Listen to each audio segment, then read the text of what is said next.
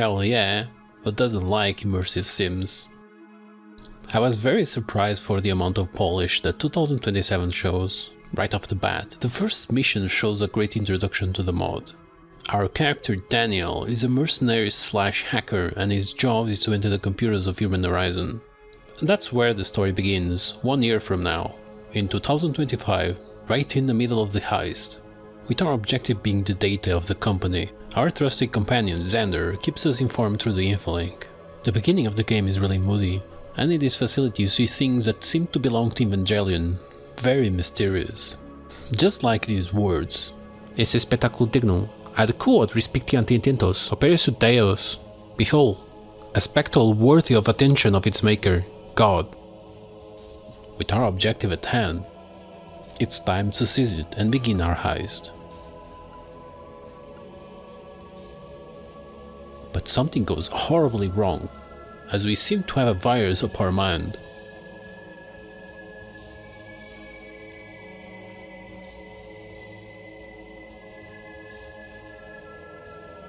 And it's not a virus, it's an AI that launched itself in our brain.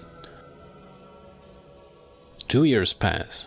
Daniel and Xander are now on the run for Majestic 12 on Human Horizon, and we find ourselves in Paris, France, hiding out from them. The AI in our brain is now our friend, and it's keeping us from harm most of the times. But it also wants to keep digging more information about itself, which is the main role of this first hub. And this first hub is really great. It almost gives me that feeling of getting lost in Deus Ex for the first time and stumbling upon secret areas. Like this hub, which appears to have a bunch of smugglers. I do a little of Deus Ex cheese to take them all out, and find out that the level design of this hub is really great. This small area is a good reflection on what makes games and mods like this shine so much. It's immersive sims at their best. Finding this place was a great opportunity to stock up on some weapons, which we will really need. The mod brings up a new loot system. That is kind of strange at first. We don't automatically loot the corpses, but we can select the loot from it. It's kind of strange at first, but even after getting used to it, I always felt like there was something wrong with it. I think it's the fact that we try to crouch every time we try to loot the NPCs.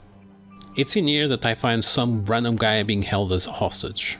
And the first thing he asks, of course, is to help him, and we have to get him back to safety. And upon doing so, we find out that he's a part of something bigger.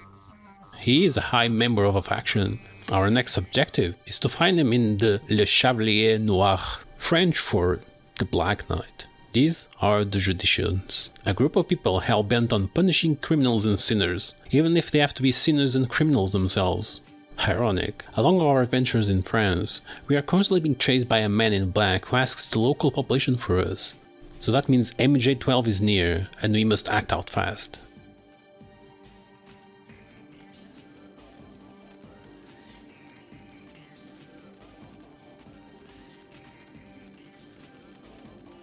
Yep, more bubble wrap. It never gets old, does it? Considering we found a faction, it means it's time to start doing their requests if we want to advance the game.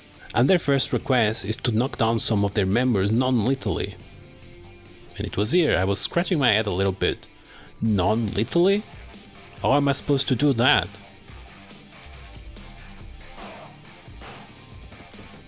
The only non-lethal weapon I found so far was in the gun store.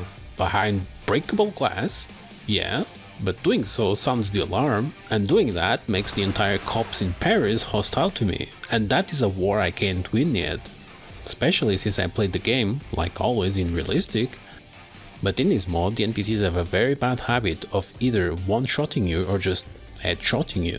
So, since the prod is kinda out of the question, where do we find such a weapon to knock him down?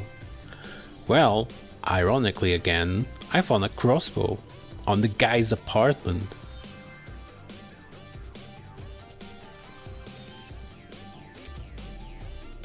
But maybe I missed something obvious and it's just all my fault. The other faction I found in Paris was the Shadow Legion, which seems to have a big problem with the traditions. Exploring this first hub just feels great. It gives you the exact Deus Ex vibes you look for in mods and games. After all, that's why we play immersive sims. And it's very hard to pull the immersive sim vibes in a video game. As we progress, our inventory starts shrinking. And we start seeing a trend. Guns, guns, and more guns. And that is a trend that just keeps growing. And with this progression we find that our next objective is to kill the leader of the Shadow Legion. And not feeling like weighting the pros and cons of this decision, I just do it. Which makes us having to use my weapons for the first time really. A good training, I would say.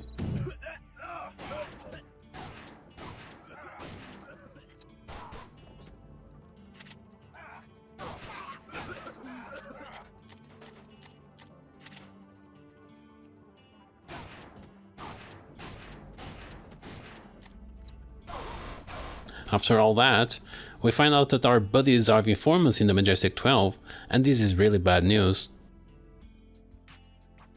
But at least they can give us the location we want, which is an abandoned lab, and this is just another bit that feels really good to do. I guess that might just be me, but there is a certain charm about exploring abandoned facilities.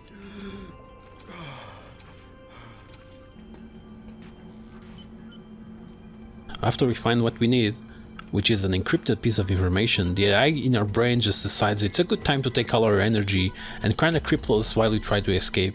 But it's not just escaping that we need to do, but also fight our first legion of Majestic 12 troops. And this is where I started to wonder if my choice of playing unrealistic was a good one. I would just chalk up these to my own failures. They are armor NPCs after all, and I'm just a guy with some guns. But the damage they do to me? It doesn't seem the same damage that I do to them. And this isn't a trend in the entire mod. You see an NPC, you better be shooting first before they shoot you.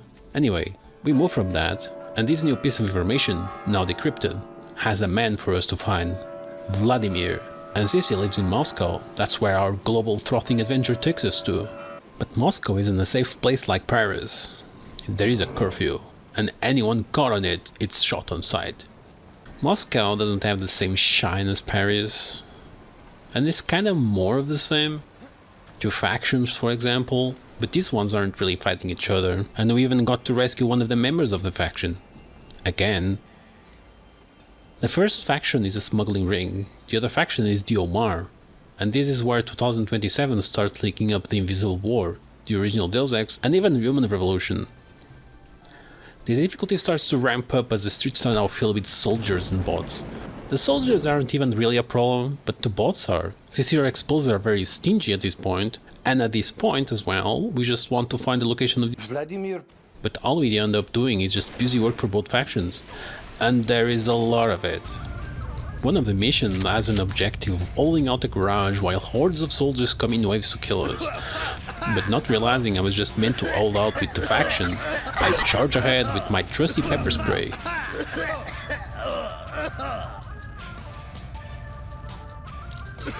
Do you need a glass of water or something?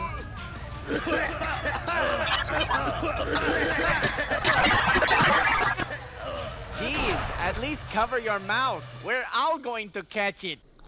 Lenin lived. Lenin lives. Lenin will live. Well, not untrue. I'm starting to see a pattern on this pub. USSR emblem, Lenin, stars. The bar name seems to be the World Revolutionary. These people worship Santa. Joking aside, it's quite clever to make the Omar roots into communist ones. The offshoot tier of Invisible War is complete, where Omar wanted complete equality of mind through anarchy, and Icarus wanted true equality of body and mind by being an omnipotent being. Let's see what this one says. It says, "Capitalist pigs, I got your nose, Lenin." Actually it says, "They remember us as long as we interfere with the others." Which, if you pay attention to modern politics, it's still very relevant to the main core of leftist ideology. Yoink. Okay, we finally found the location of Vladimir and it's time to get some answers. Vladimir worked on what we know as Project Titan. We explained we were the ones responsible for the heist. We also explained that when we opened our brain to the computer, an AI uploaded itself to our brain and we blanked out from the situation. He explains that the Titan was an artificial entity that was gonna be merged into the country's defenses in case of aggression, and its purpose was the total defeat of the enemies. Realizing that the Titan was too dangerous, they tried to shut it down, but being self-aware, the Titan turned itself against its makers. Well, this still doesn't answer what is the AI in our brain. Is it the Titan? Are there more Titans? Is there an army of Titans? Attack on Titan? Well, apparently our next objective is in Siberia, and it's where we'll go to find the answers to these. So to Siberia we go. I know I've skipped most of the Moscow, but the hub doesn't really have the same impact as Paris, even though it's still all really cool. But after we leave Moscow, it's when something's starting to get off with me. The game takes a rather unhealthy turn with focus on gunplay, and I don't really know how to feel about that. If you like it, sure. But for one, for example, if your gameplay so far was to put skills on non-lethal skills, you might be legit screwed here. Despite the game having condensed its skills and adding perk systems, you really need that gunplay. And you know that Deus Ex is not really meant for gunplay. Sure, you can technically just sneak on waves and waves of enemies and boss, but when was the last time you heard a stealth game that gave you such an arsenal of weapons? And you better stack up on explosives, and be very stingy with them until this point. You're gonna need it. Anyway, after our first giant chunk dedicated to gunplay, we dig through some giant bunkers and find the computer that lets us reactivate the Titan. And with the word domination as the password, we of course instantly reactivate it. And the Titan wants to have a conversation with us. And it's here we understand. There is more than one Titan. The first version fragmented, and one of the fragments lodged in our brain as the project continued after he left. The Titan that used to be in our brain explains that this new Titan is not like him, and it has full control over the US armory. As our Titan is a defensive AI, the other Titan is a full offensive AI, and after all these explanations, his only request is for us to turn on the internet, which makes this AI a lot more like humans. As when they first arrive to any place, the first question is usually, what's the Wi-Fi password? So, it's time to go. We make our last stop in Moscow, and we leave it for the last time. I guess the intent being to restock as much as you can before we go to the final mission. But now the place is crawling with MJ-12 troops and military soldiers. Which, yeah, more gunplay. It's time to leave for the final mission, and Vladimir wants to join us. For the first time there's a cutscene with voice acting, but it's in Russian sadly. Эктор 6 на связи. Эскадрон черных птиц выходит на позицию. Жду дальнейших указаний. Эктор 6. Начало операции через 180 минут. Приготовьтесь к атаке цели. Дома, вас понял, конец связи. At least the crusty on it is on point. This is exactly what I would expect from a Russian military radio to sound like. So in this final stretch of the game, with the gigantic focus on gunplay, we mow down so many enemies and blow out our eardrums, with the constant sound of guns shooting.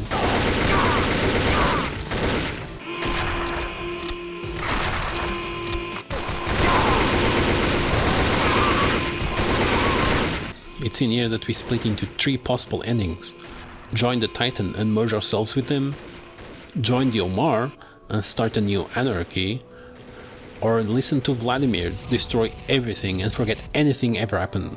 For us to see the ending is very simple. All we need really is to blow up the facility, which just involves hacking a computer and pressing a switch for Vladimir.